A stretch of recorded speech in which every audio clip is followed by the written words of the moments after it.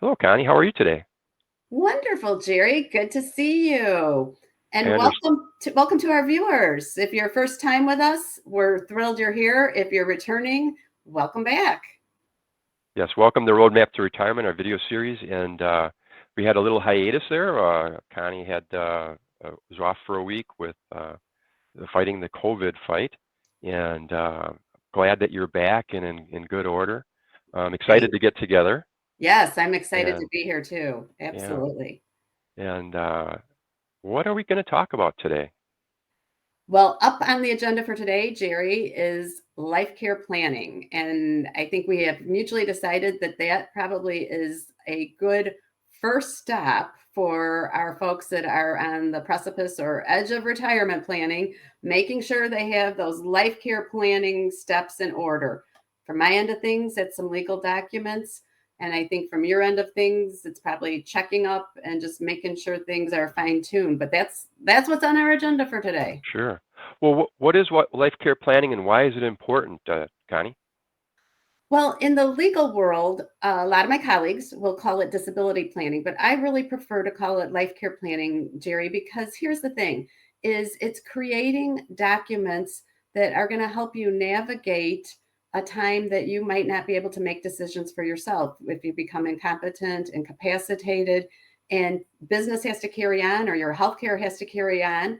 You need documents that will allow someone to step into your shoes and do those. And those documents I call life care planning documents, and they're most commonly known as advanced directives and in Illinois, powers of attorney. So we have power of attorney for finances, durable power of attorney for property, and we have for healthcare, durable powers of attorney for healthcare. Both are critical. Both are absolutely important to have in place. Sometimes we get to the edge of retirement and we've skated through, right?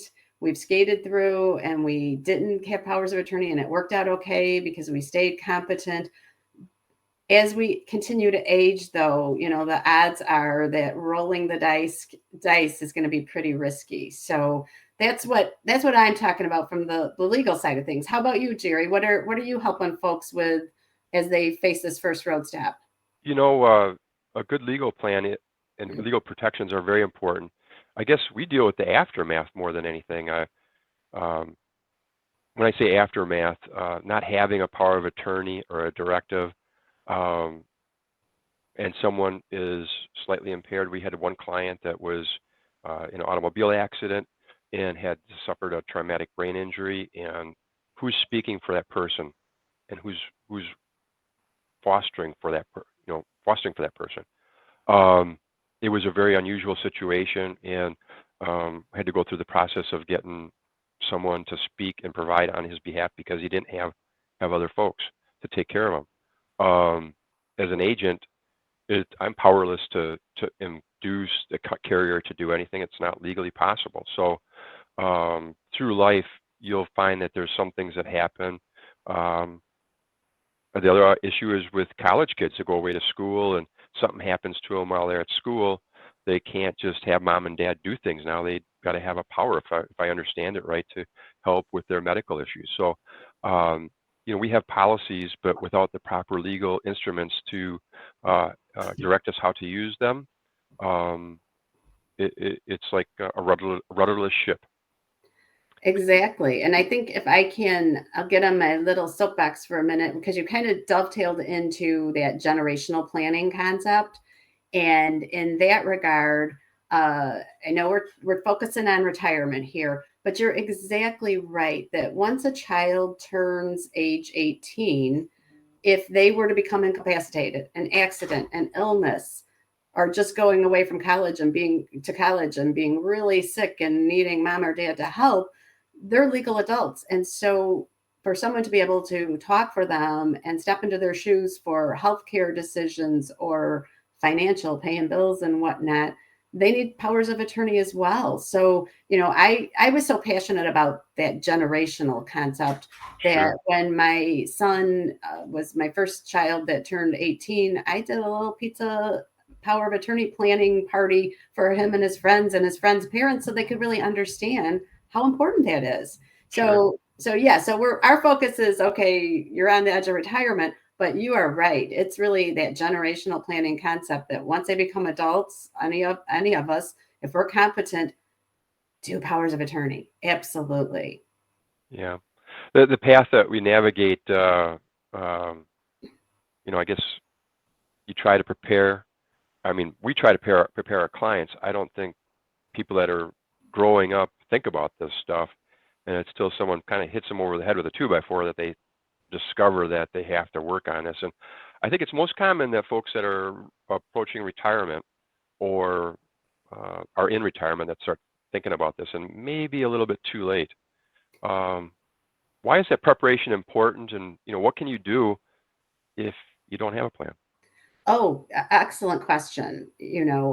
Basically, in order to create these documents that we're talking about, durable power of attorney for healthcare decision making and durable power of attorney for property for financial decision making, you have to be competent.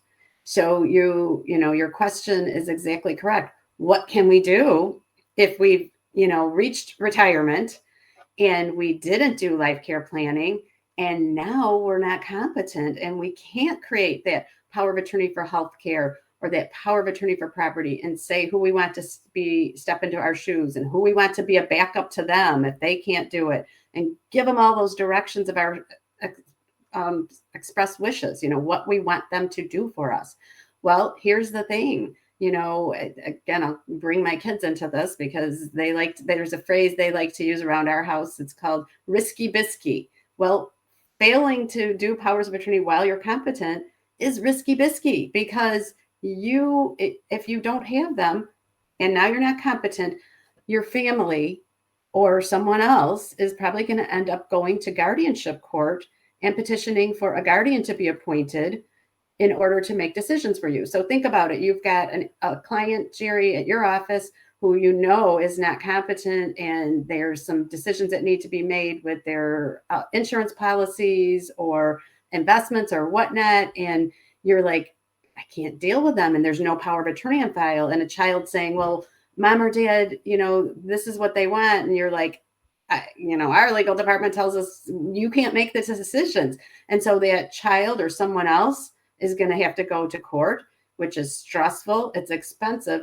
And here's a big takeaway from it is that the person that ends up petitioning to become an individual's guardian, if they're not competent and don't have good powers of attorney in place, valid powers of attorney, may not be the person you would have picked, right? It could be someone else. Yeah. Families can fight and it can get really expensive. So again, risky bisky. If you're competent and you don't have a power of attorney in place, consider doing it before it's too late.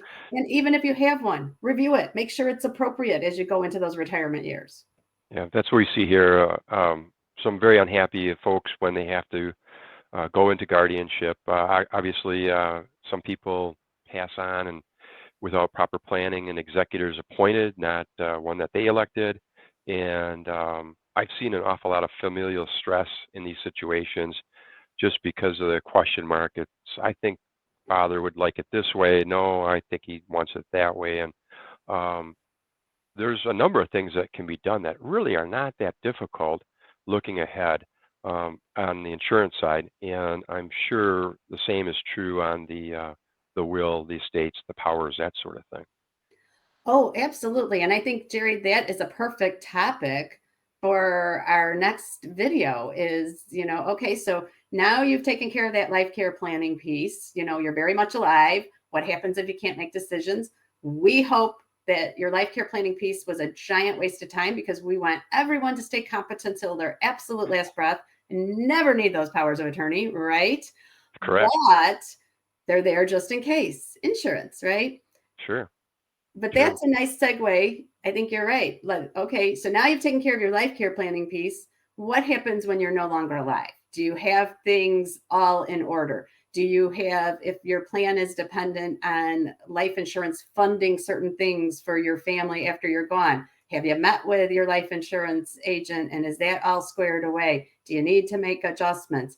And from my side of things, what legal documents do you need in place? Wills, trust, etc. I think it's a great topic for our next video series. Excellent. Excellent. Looking forward to it. Well, until So, next time, have a great until day, next everyone. time. Yeah.